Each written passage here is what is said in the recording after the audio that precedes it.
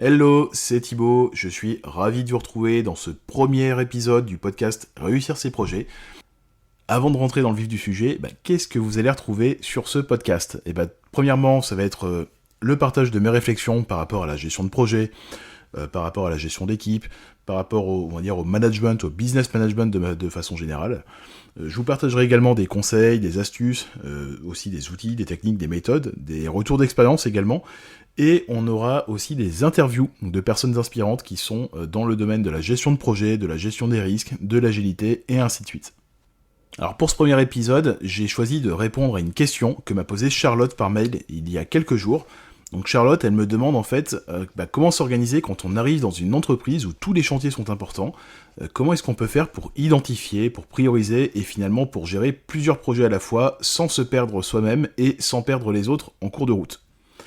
Donc, très bonne question, et effectivement, c'est pas si évident que ça, mais on va décortiquer tout ça. Donc déjà, on va répondre au premier point. Donc le premier point, comment s'organiser quand on arrive dans une entreprise où tous les chantiers sont importants. Déjà, moi, ça me pose problème, clairement. Je te le cache pas, Charlotte. Pour moi, tous les chantiers sont importants, c'est un non. En fait, tu ne peux pas avoir des urgences partout. Si tout est urgent, alors rien n'est urgent. C'est une règle de base en gestion de projet, et c'est d'autant plus vrai en fait quand tu ne gères plus que tes projets à toi, mais quand tu regardes au niveau de l'entreprise. Ça ne peut pas fonctionner comme ça. Ça veut dire en fait qu'on est en mode à l'arrache tout le temps, et clairement, ce n'est pas viable, ni sur le court terme, ni sur le long terme, et c'est en fait le meilleur moyen d'épuiser les équipes, et au final de les faire partir ailleurs. Donc déjà, le premier point en fait à traiter pour moi, il est à ce niveau-là. Donc là, on a plusieurs possibilités. La première, en fait, c'est de faire le point à ton niveau. Donc de dire, ok, il y a tous ces chantiers-là qui sont ouverts aujourd'hui. Quels sont les plus importants ? On va me dire tous, mais c'est pas une réponse. Donc la question, en fait, à laquelle répondre, et c'est pas forcément le chef de projet qui a la réponse à cette question, c'est plutôt généralement le sponsor projet, voire quelqu'un d'encore plus haut placé dans la direction. Et l'idée ici, c'est de dire, voilà, parmi tous les chantiers qui sont ouverts, si je ne dois en retenir qu'un, si je n'ai du temps que pour faire un seul chantier, lequel je choisis ? Ce serait lequel le plus important ? Ça, c'est la question primordiale auquel, en tant que chef de projet, on doit répondre par rapport au projet qu'on a à gérer, nous, à notre niveau. Mais c'est aussi la question primordiale à laquelle l'entreprise, l'organisation, doit répondre. Et alors je parle en connaissance de cause, cette situation, moi je l'ai vécue plus d'une fois, aussi bien chez des clients que chez d'anciens employeurs, et en fait tout ce que ça peut engendrer en termes de situation, c'est des projets qui sont plus urgents les uns que les autres, c'est l'urgence du jour qui pop à 8h30, à 9h du matin, qui va vous occuper, qui va péter votre journée, et qui va faire que vous ne pourrez rien faire de ce que vous aviez prévu à la base. Et ce n'est absolument pas viable. Alors je sais que je me répète, mais c'est hyper important de le comprendre.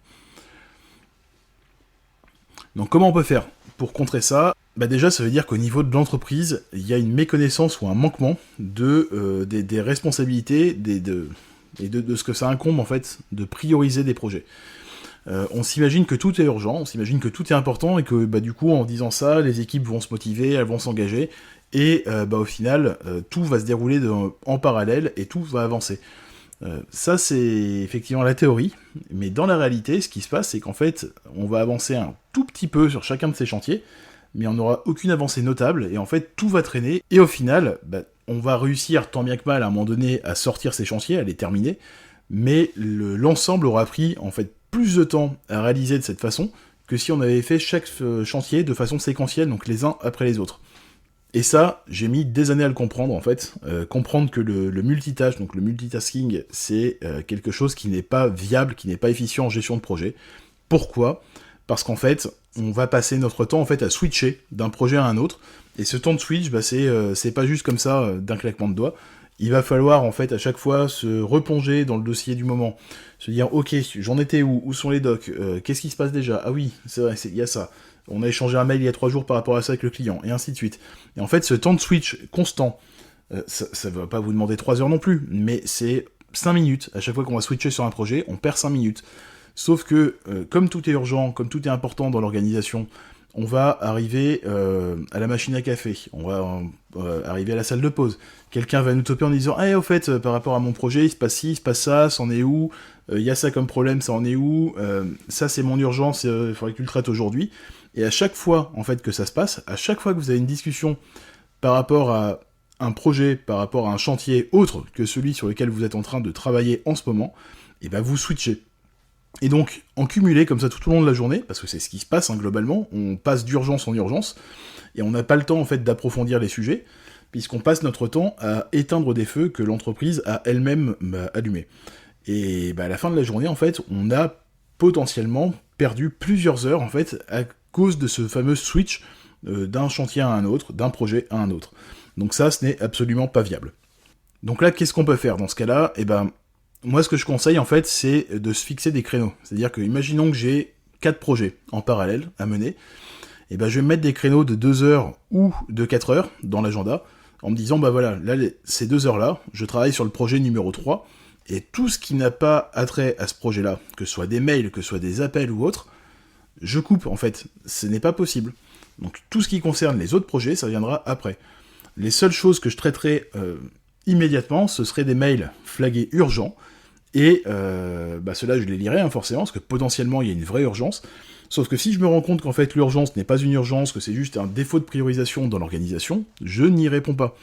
Ce n'est pas en fait aux autres de m'imposer leur désorganisation ou de m'imposer leurs urgences, c'est à moi, en tant que chef de projet, de prioriser mon temps, parce que moi, en tant que chef de projet, en fait, mon rôle, c'est vraiment de mener à bien les projets, de les mener efficacement, de les mener de manière efficiente.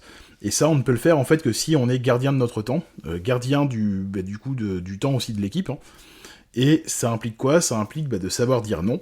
Ça implique à un moment donné de dire là, c'est pas une urgence, donc je comprends ton besoin, je comprends ce que tu me dis, mais ça, je le traiterai dans 2 heures, ou je le traiterai demain. Et donc soyez vraiment ferme en fait sur vos positions comme ça, parce que ça va vous permettre d'éliminer, on va dire, beaucoup de bruit, pour vous concentrer vraiment sur l'essentiel, c'est-à-dire les choses qui sont réellement importantes, pas forcément urgentes, mais qui vont permettre de faire considérablement avancer vos projets, et qui vont vous permettre d'atteindre les objectifs qui ont été fixés. Ok, maintenant qu'on s'est dit ça, maintenant qu'on a fait le point sur l'organisation, on va arriver en fait à ce qui intéresse Charlotte, c'est-à-dire comment nous, en tant que chef de projet, on peut s'organiser vis-à-vis de plusieurs chantiers qu'on doit piloter, qui sont tous importants entre eux. Donc, la première question en fait que moi j'ai envie de poser face à ce genre de situation, ou quand je coach des personnes, c'est ok, je comprends très bien la question, mais on parle de combien de projets en fait ? Est-ce qu'on parle de 2 projets ? Est-ce qu'on parle de 4 projets ? Est-ce qu'on parle de 12 projets ? Et de là, en fait, de cette première question, il y en a une seconde qui en découle, c'est ces différents projets dont on parle, en fait, ça représente quoi en termes de pilotage projet ? Ça demande combien de temps de pilotage par semaine ou par mois ? Donc, est-ce qu'on est, par exemple, sur une dizaine de projets à gérer qui demandent tous 5 jours par mois ? Dans ce cas-là, il faudrait que je travaille 50 jours dans le mois. On comprend bien que le calcul, là, il est problématique. Mais voilà, c'est vraiment important, en fait, de préciser ça, c'est de combien de projets on parle, et de qu'est-ce que ça représente en termes de pilotage projet. Pas de charge de travail pour l'équipe, ça c'est une autre chose, c'est vraiment le temps pour vous, en tant que chef de projet, que ça vous demanderait de faire tout le travail qu'il y a à faire sur ce projet. En termes de pilotage, de contrôle, de supervision, de planification, de gestion des risques, etc.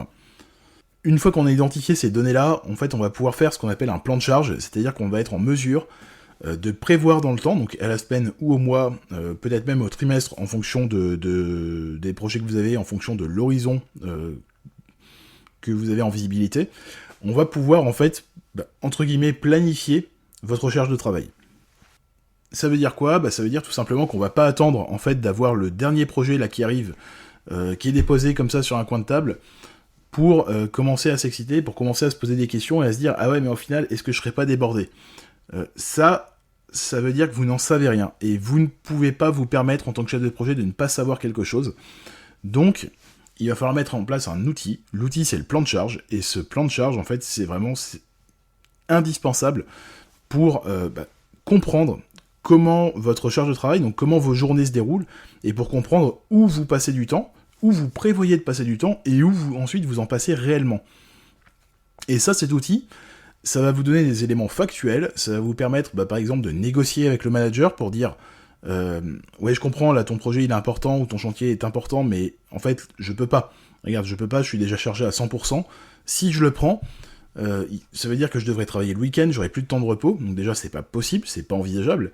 Et surtout, ça voudrait dire en fait que mes autres projets vont en pâtir en termes de qualité parce que j'aurai moins de temps à y consacrer. Donc ça peut être un choix de l'organisation, mais en tout cas ça vous donne vous des billes en fait pour communiquer ça.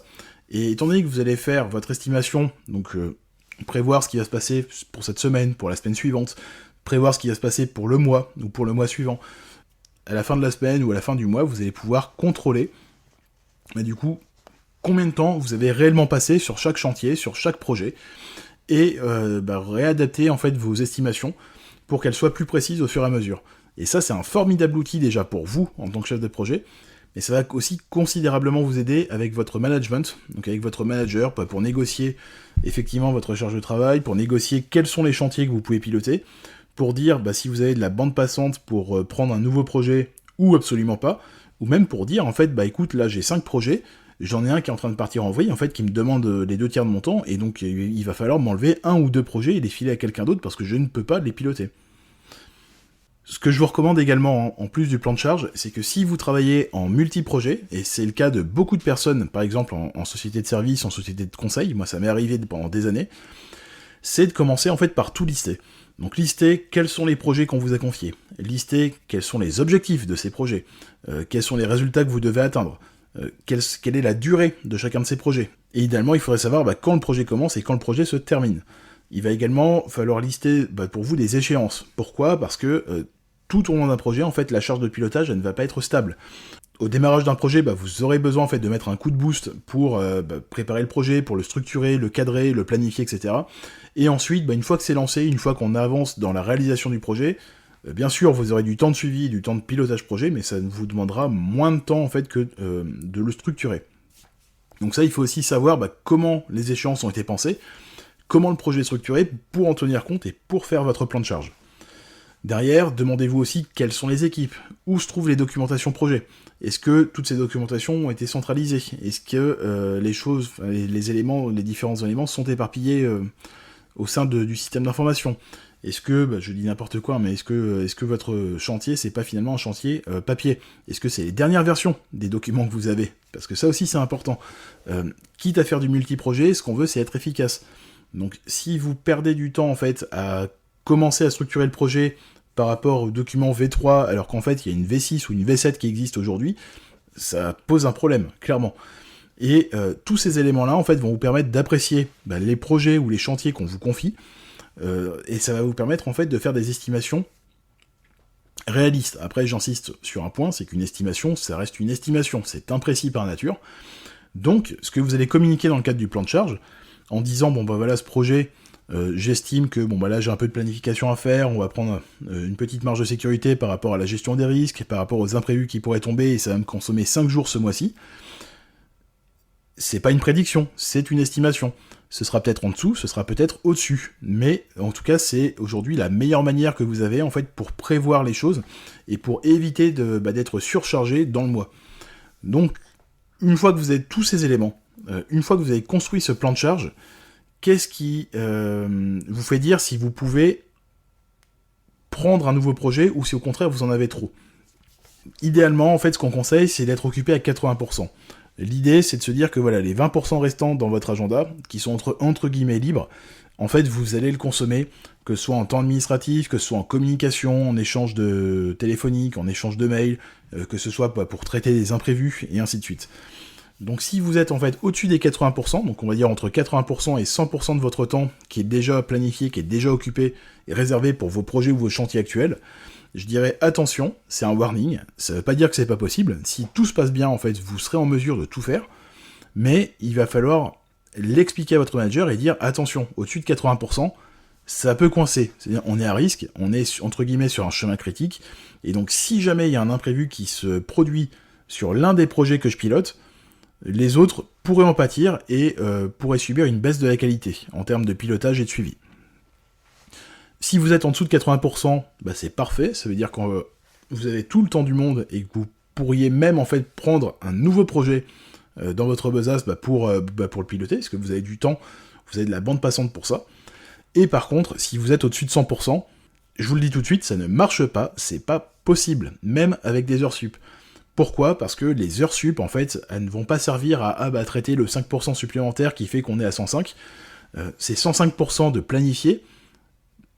Gardez toujours en tête que on est toujours optimiste sur nos estimations.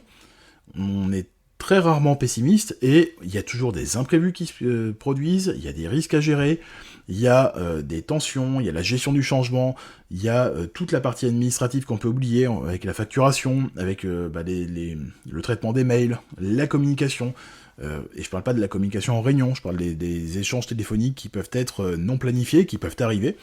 Donc tout ça, en fait, on a du mal à le déterminer, on a du mal à le mesurer, et c'est pour ça que si vous êtes déjà au-dessus des 100% dans le plan de charge, ça va vous poser un réel souci. Donc si vous êtes au-dessus des 100%, qu'est-ce qu'on peut faire ? Clairement, déjà, c'est pas possible de rester en l'état parce que vous allez exploser en vol, vous allez exploser en termes de charge mentale, vous allez saturer, vous allez enchaîner des heures supplémentaires et vous rendre compte que malgré le fait de faire 50 heures par semaine, il y a toujours des choses à faire, vos projets n'avancent pas comme vous le souhaitez. Ça m'est arrivé, j'ai fait cette erreur, et ça m'a mené au burn-out, clairement, et c'est pour ça que je vous dis stop, c'est pas maintenant qu'il faut faire ça, et en fait c'est jamais qu'il faut faire ça ne fonctionne pas. Donc là, votre seul move, la seule chose valable, en fait, c'est d'aller voir le manager, et de lui dire, écoute, ça fonctionne pas, donc là il y a un arbitrage à faire, il va falloir prioriser, ça veut dire qu'il y a des projets sur lesquels on va accepter, peut-être que je passe moins de temps que prévu. Ces projets, ils sont peut-être pas décalables dans le temps, mais on va accepter qu'il y ait une baisse de qualité sur la partie pilotage ou suivi, et c'est pas vous seul, en fait, qui allez prendre cette décision, vous pouvez faire des recommandations, mais ce n'est pas vous qui prenez la décision finale. Ça, c'est le premier point. Sinon, on peut également voir ce qu'on peut arbitrer. Par exemple, il y a des projets internes, on va vous dire « ouais, c'est important, etc. » Oui, ok, c'est un projet important, mais est-ce que c'est vraiment primordial de le traiter là, ce mois-ci, ou est-ce qu'il pourrait pas se décaler sur le mois suivant ? Et je vous le dis, dans le mille, la plupart des cas, c'est la seconde solution qui est mise en place, c'est-à-dire que ça se décale dans le temps. C'est important, mais c'est important de le faire bien, et donc c'est pas important en mode urgent, il faut le traiter maintenant, et pas plus tard. Et donc ça, en fait, cette priorisation, cet arbitrage, c'est ce qui manque souvent dans les organisations, et en travaillant votre plan de charge, vous allez forcer les orgas, vous allez forcer votre management à faire ce travail-là. Et si jamais, malgré tout ça, ils ne le font pas, malheureusement, un nul n'est tenu à l'impossible, donc vous ferez au mieux. Et au mieux, ça veut pas dire passer 60 heures par semaine à essayer de corriger, en fait, toutes les choses qui ne vont pas dans l'organisation, c'est perdu d'avance. Ça ne pourra jamais fonctionner. Donc si vous êtes dans ce cas-là, comment on fait ? Comment on fait pour planifier, pour prioriser soi-même les projets ? Là, je vais vous demander de reconsulter, en fait, la liste que vous avez faite au début de ce podcast, c'est-à-dire reprendre vos projets, reprendre les objectifs projets, reprendre les résultats, les principales échéances, etc. Et à partir de ça, vous allez prioriser.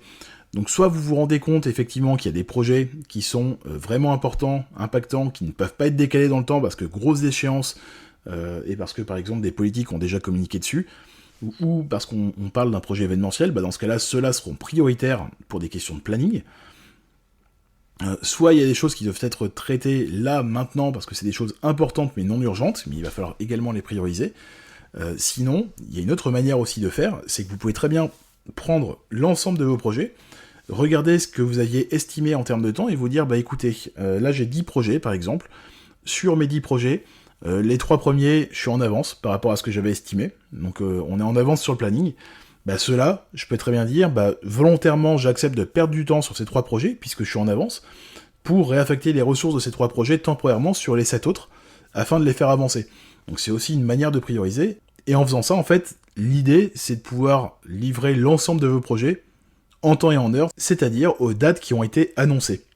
Alors bien sûr, c'est pas évident de le faire, ça peut aussi engendrer beaucoup de questions, beaucoup d'interrogations, ça peut engendrer de la frustration, des tensions potentiellement avec votre management, c'est pour ça que je vous déconseille de faire ce choix par vous-même. Par contre, vous pouvez leur parler de tout ça, et l'idéal, ce serait vraiment de les amener à ce constat qui est de dire, effectivement, même si tout est important, tout n'est pas urgent, et même si tout est important, la bande passante du chef de projet, la bande passante des équipes fait que on n'a pas le choix, il va falloir choisir. Donc choisir, c'est aussi renoncer, et une fois qu'ils ont compris ça, en fait, ça va être beaucoup plus simple de votre côté pour pouvoir gérer plusieurs projets à la fois, et les prioriser sans vous perdre et sans perdre les autres. Alors je pourrais en parler encore pendant des heures, mais on va s'arrêter là pour ce premier épisode, je pense que c'était déjà assez dense comme ça. Je remercie Charlotte d'avoir posé la question. Alors si vous aussi, comme Charlotte, vous avez des questions sur la gestion de projet, la gestion des risques, la priorisation, la planif, la gestion d'équipe, et finalement tous les sujets qui impactent de près ou de loin vos projets, je vous invite à me les poser par mail directement. Vous pouvez m'écrire à podcast@reussircesprojets.com. Je serai ravi d'y répondre dans de prochains épisodes. En attendant vos questions, je vous souhaite une très belle semaine et je vous dis à la prochaine.